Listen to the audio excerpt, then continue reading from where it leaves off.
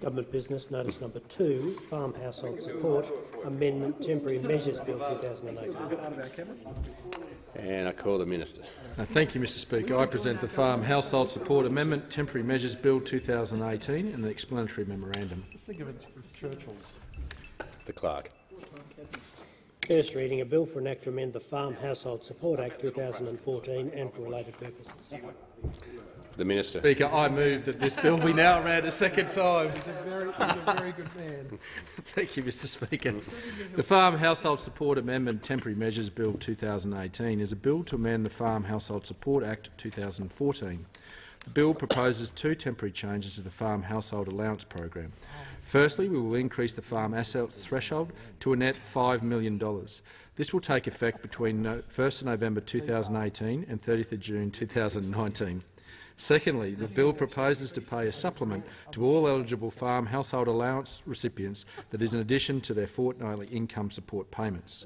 These temporary measures are designed to help our farmers in need in the short term while we undertake an independent review of the program. The review, to be completed in the first half of 2019, will provide further guidance on the design elements of the farm household allowance into the future. Australian agriculture is a story of success, resilience and prosperity. It is a significant contributor to the Australian economy and continues to be a strong performer. But right now, Australia's farming families across a lot of the east, as well as parts of the west, are going through tough times. And when times are tough, the government listens and lends a hand to those in need. Farm household allowance has always been more than a social security payment. It's a package of assistance comprising income support and independent financial assessment of the farm business, individualised case management and an activity supplement that pays for advice and training. The safety net provided by this program ensures the government can appropriately support farmers in hardship while they take steps to improve their situation. Increasing the net farm asset threshold to $5 million will give more farmers access to the farm household allowance during times of hardship. It will help those farmers who have little or no cash flow access to assistance that provides them an allowance as well as breathing room to prepare for and adapt to change. It means these farmers will not have to sell their assets and risk taking away some or all of their future income-producing capacity of their farm business. It also recognises that farm assets can be difficult to sell quickly and during tough times often sold for less than they are worth. Increasing the threshold also helps those recipients already on the program. They can be secure knowing they will remain eligible for the program even if their farm assets experience an increase in value, but their cash flow remains low.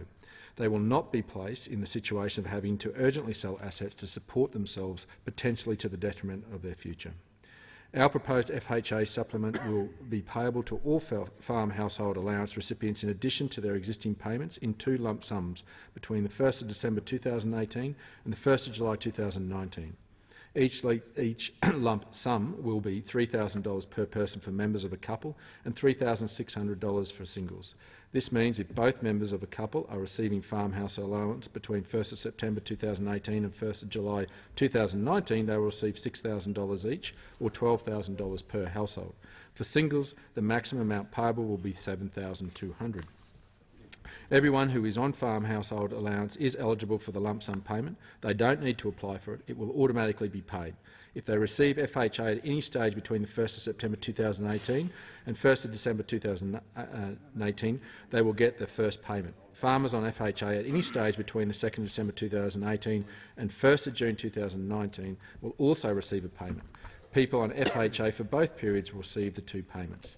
No farmer who lodges a claim for FHA on or before 1st of December will be disadvantaged. Subject to being eligible for FHA, they will be back paid their FHA allowance to the date of lodgement and will also receive the supplement. Also, if they receive any FHA during the second payment period, 2nd of December to the 1st of June 2019, they will receive the supplement. The FHA supplement will give farming families what they sorely lack right now, which is cash. The additional disposable income will help put food on the table and cover basic expenses such as bills and school fees, which will flow through to businesses in country towns doing it tough. As with the increase to the farm assets threshold, it will provide a safeguard for farm families that might otherwise be forced to liquidate farm assets to support themselves and deliver significant benefits to them and their communities. These changes to the farm household allowance will be supported by an additional $5 million to rural financial counselling services. The RFCS is there to assist farmers, to help them understand what's available.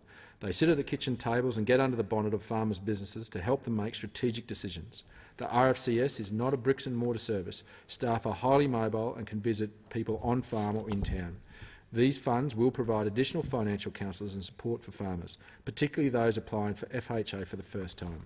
This will be of enormous value to farmers who are eligible but not yet applied.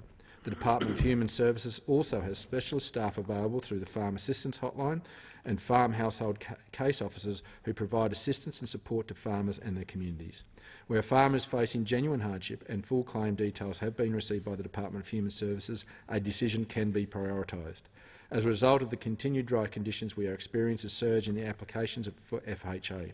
The Department of Human Services has been working to identify ways to make this application process simpler and quicker for farmers. In the meantime, to ensure that much-needed money gets to our farmers as quickly as possible, the Department of Human Services will be looking at a risk-based approach for processing applications.